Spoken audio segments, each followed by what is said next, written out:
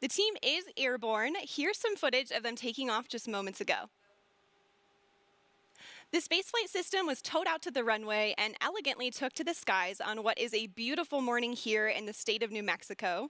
They're at approximately 30,000 feet in altitude and climbing as we speak. Our spaceflight system is comprised of 2 vehicles in a mated configuration. Our mothership Eve, named thoughtfully by Richard after his late mother Eve, and Spaceship Unity, named by the late Stephen Hawking as a vehicle that will unite the world through space.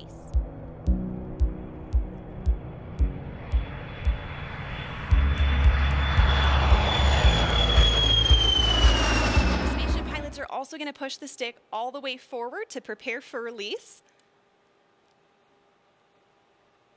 And things happen pretty quickly after the release. So the pilots are going to light the rocket motor and they're going to accelerate in level flight until they reach Mach 1, at which point they'll start what we call the gamma turn, where we turn directly up and head to space.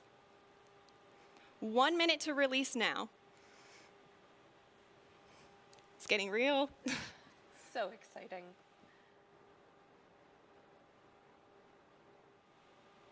We are armed for release. 20 seconds.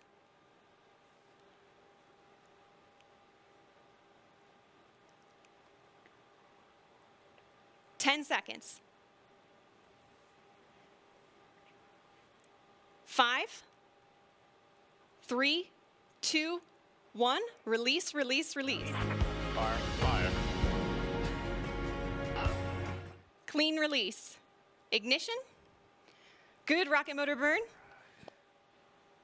There's Mach 1 trimming now.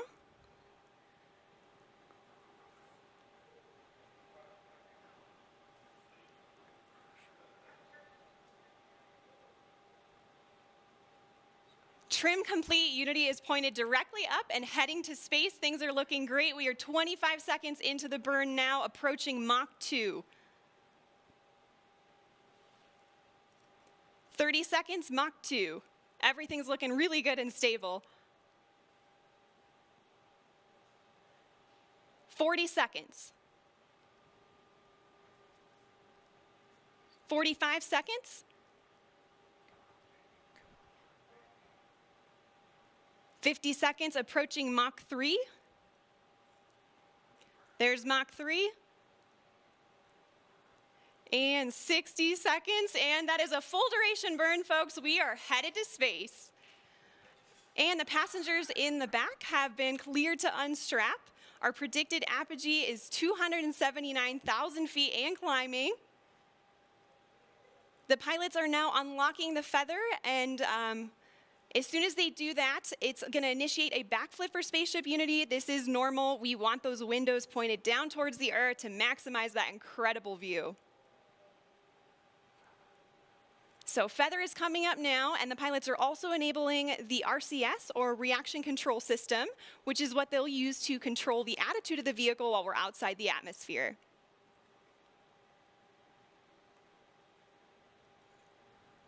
All right, feather is all the way up. We are at about 250,000 feet now and climbing. As soon as we cross the boundary to space, we'll hear a word from our founder, Sir Richard Branson.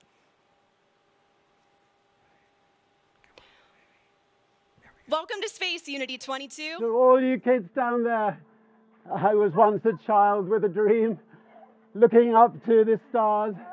Now I'm an adult in a spaceship with lots of other wonderful adults looking down to our beautiful, beautiful Earth. To the next generation of dreamers, if we can do this, just imagine what you can do. Yay! Come on out, Richard. Recording things on board today, and we'll be sure to capture his magical words and share them with the world when they're available. We reached apogee 282,000 feet. So we are on the re-entry portion of our flight now, and the mission specialists are heading back to their seats. Our training team has worked really hard on this portion of the flight to make it very natural and intuitive for passengers.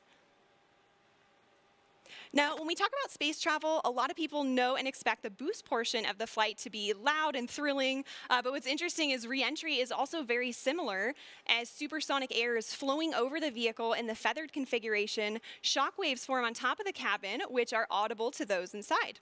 And for those of you on site watching on the ground, you should be able to hear a double sonic boom as Spaceship Unity once again breaks the sound barrier.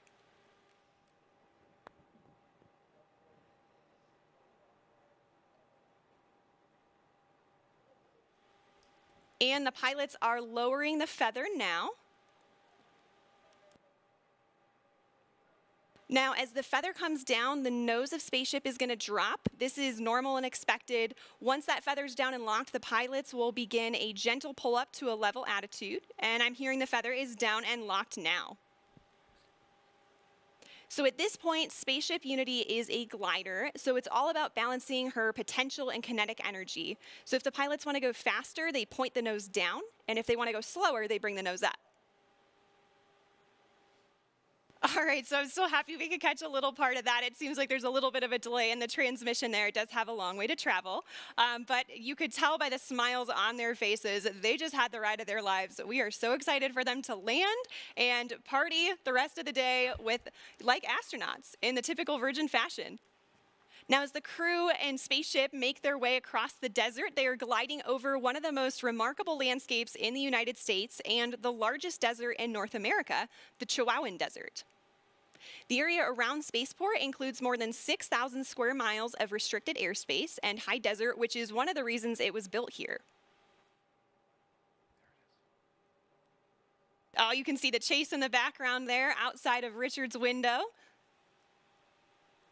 The pilots are coordinating with Chase now and discussing their energy management plan. They're at about 9,500 feet in altitude, and the runway out here at Spaceport America is around 4,600 feet in altitude.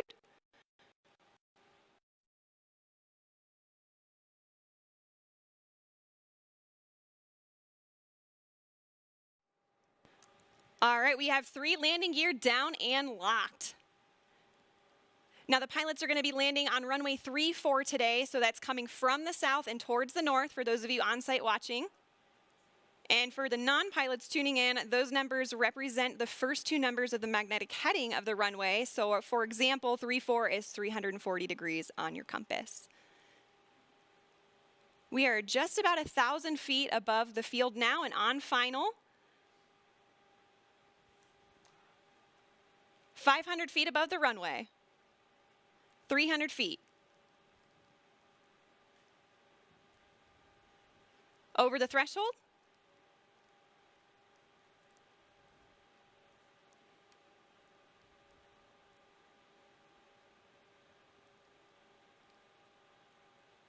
Main gear touchdown. And we're going to hold it just like this for a minute before bringing the nose down. Can see they're already celebrating inside there. And the nose is coming down now. Nose gear touchdown. And braking.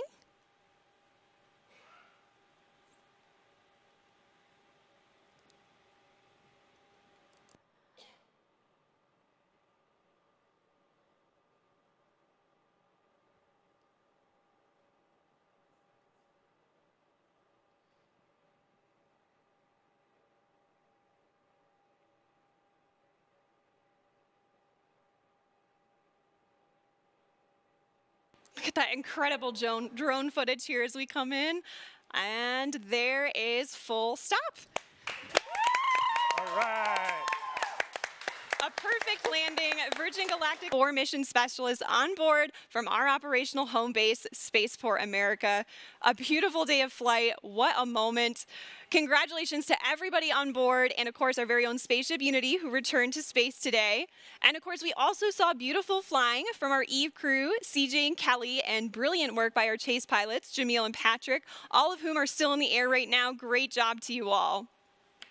Now, Chris, you were aboard the ISS for about 5 months at one point, right? Did the view out the window ever get old?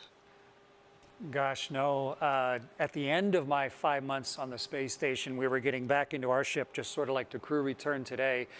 And just before I got into my spacesuit, I went over to the window just to try and soak up. Also, you know, my favorite part of it was when you talked about seeing Earth from above and the transformation that it has on people. You know, we call it the overview effect that, you know, I really hope and I'm sure that our astronauts today experience. So Yeah. congratulations. Thank you man. so much. And a wonderful day to be together. Oh, I really appreciate it. Thank you, guys.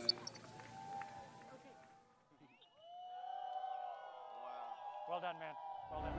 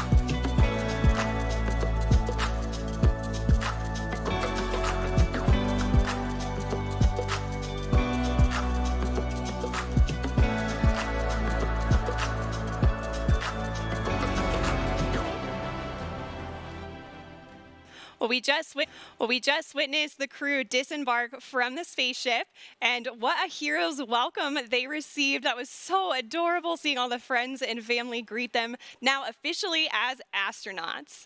Now we're going to give them just a minute here to freshen up. They're entering Gaia now, which is what we call the first level here at Spaceport America.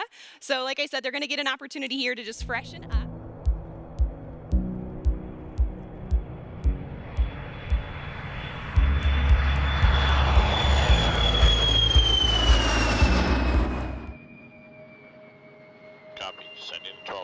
Traveling here from its birthplace back in Mojave, California. Currently 200 at 7 knots, altimeter 3008.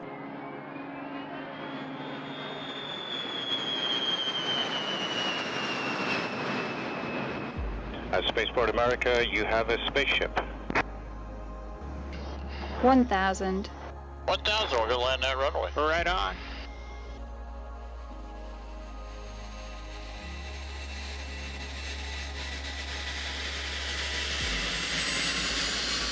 Spaceport traffic, Galactic 02's got a back taxi down runway 16 and exit vector.